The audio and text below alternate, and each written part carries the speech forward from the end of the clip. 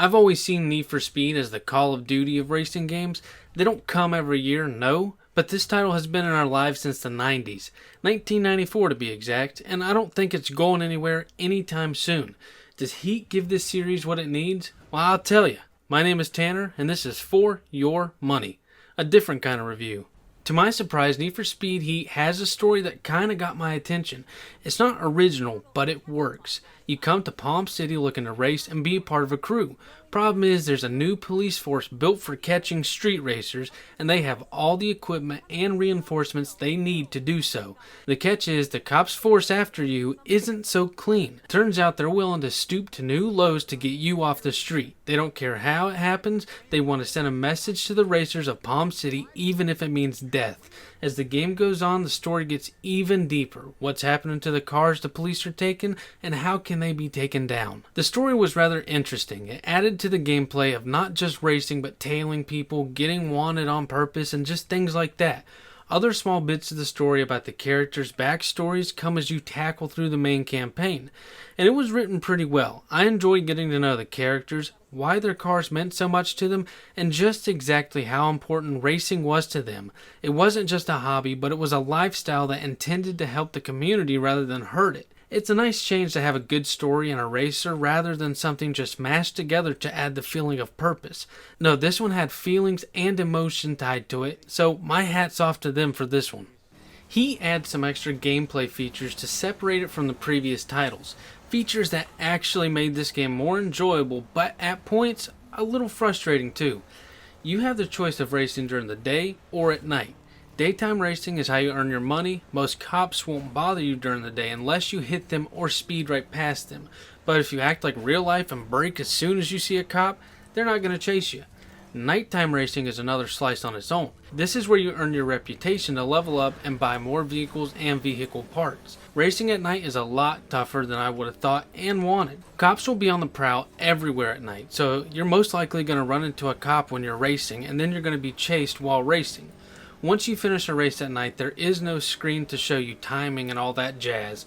You just keep on going so you can lose the cop. My problem is the cops in this game are stuck on you like glue. It's easy to outrun them on heat level 1 through 3, but on heat level 4 and 5, they are so damn hard, it's near impossible. Seeing as you need reputation to level up to be allowed to continue through the campaign, you're going to be racing a lot at night. The frustration is how the cops seem to always be able to find you at night.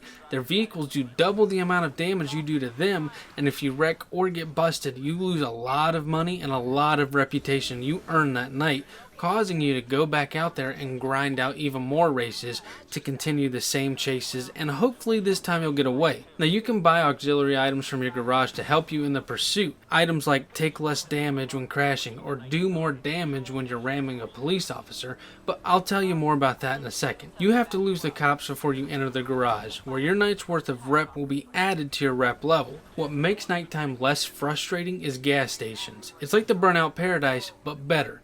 You drive through a station and your car is repaired, but this can only happen 3 times a night. Aside from the police officers, sometimes it feels like the NPCs are trying to stop you too. Now let's pretend you're first place in a race and you're on the last lap, you're in the home stretch. Well, guess what? A random van pulls out in front of you and it just stops in the middle of your lane. This happens a lot. It's the second most frustrating thing about the gameplay. Sometimes you can hit them and keep your momentum, but others it's like you just hit the freight train from GTA head on. With how the world works in this game, almost every item is destructible. Stone fences, trees, etc. There are some things you can't destroy, but that's obvious, like railing on a highway or a pillar that's holding up a pier. It's a nice way of allowing the player to keep up their speed. This game is all about momentum. When you drift with the e-brake, you slow down drastically, but just like Ridge Racer, this game allows you to press the gas, release, make a turn, and then press the gas again and hold it, and then you're going to do a drift while maintaining your speed. A lot of reviewers didn't like this feature. Luckily for me, it's the best damn feature I've seen in a Need for Speed game in years. I used the e-brake for 90-degree turns, but all others were the new method of drifting. It fits perfectly with destroying fences and other structures. That way when you hit a wall while drifting, it's not crashing you and you're not going in last place. What's going to help you when it comes to cops, racing, and getting what kind of car you want your car to be is the garage or part store. The garage or part store is where you customize your car to your liking. There are 4 categories in the performance customization option. All parts go from stock to ultimate. The higher your rep, the better the parts. First is your engine. This is how powerful and how fast you want your engine to be. There's crankshaft, ECU, cooling, exhaust, turbo, and nitrous. Next is, now if I mispronounce this, I'm not a car guy, but just forgive me. Next is chassis. Chassis and drivetrain is where you build your car if you want it to be off-road, racing, road, or a drifting car. There's a square that shows you where your car will be as far as off-road, racing, road, and drifting once you attach the part you want. In chassis, you have suspension, brakes, and tires. And I'm not kidding when I say tires are the most helpful thing in this game as far as setting up your car. Wrong tires mean you will not finish first. Drivetrain is your clutch, gearbox, and differential. Now we have auxiliary. These are performance options that help you deal with the police. Both of these have different options. First one has kill switch, nitrous, and repair kit that is vital if you're out of station repairs. Second one is nitrous and a lot of options to increase damage done or decrease damage taken. So yeah, this game has a good choice of performance options and it's not overly complicated either. As far as customization of the car's features, there is tons, so I'm going to try to keep it short. Almost everything you see on the car is changeable. The mirrors, the lights, the color, how high or low the vehicle is, the sound of the exhaust, the tire smoke color, the horn, underglow, nitrous color. I mean, there is so much. It is a very detailed and good customization system. My only complaint is the color options. Now, I always prefer a color wheel. I couldn't get the exact color I wanted with this design. It could have been because the different finishes also affect the color you choose, but I still wasn't a fan even with the hue options.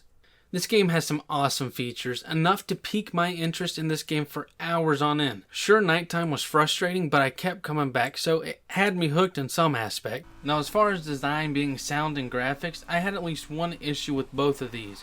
I don't know why, but the world thinks I love audio issues, and I don't. I had a scene in this game where the voice acting was cut out, but the background noise wasn't. So I had to look up the cutscene to see what they said. This only happened once though. Other than that, the sound design was pretty stellar. The car's engine sounded how you imagined they would, and how you designed them too. Some soothing, others sounded like you were in Mad Max running from the herd of death coming your way. My only complaint is the soundtrack. I don't like the soundtrack, and I won't take anything off because I don't like it. I just don't like that genre of music. I wish you had what Forza did, allowing you to change radio stations rather than a set playlist, but it's fine. I still had fun. Anyways, here's a few clips for you to taste the sound.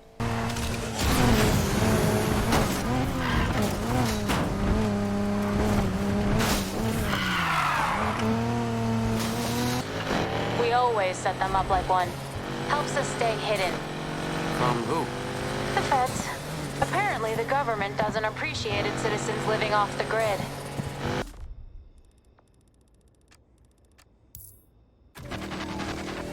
Everyone stay on my 6. I've got what it takes to take him down. A few more and that car will be off the streets for a while. Heads up, guys. Spike strips are being laid down up ahead. Alright, copy. Graphics were impressive. The sun's lighting and reflecting off my cars, to the city at night bursting with creativity.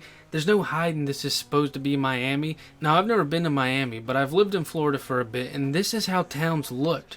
They always seemed alive even if no one was around. Driving through the wooded areas was and wasn't a nice treat. The roads were designed to make the routes fun, the weather added to the atmosphere, but some of the mud and dirt textures just weren't there. Driving off-road felt fine, but below you a lot of the times felt like you were driving through a painter's palette that consisted of mixed greens and browns. Overall though, graphics did make more eye-popping moments than not. Just not the mud and dirt. Need for Speed Heat kept me coming back whether I was playing online, enjoying the city's life like a Forza game, or playing solo just completing my campaign. It was fun. The online wasn't overbearing, the players weren't trolls just driving straight into you, and I could even complete time trials they made for the game.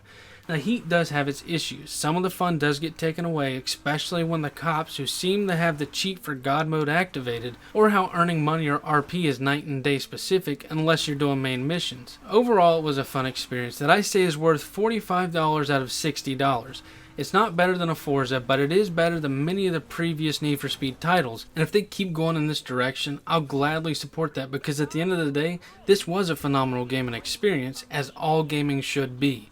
If this was helpful, why not subscribe? And if this was the worst thing you've seen since the Need for Speed movie, hit that thumbs down. I'm going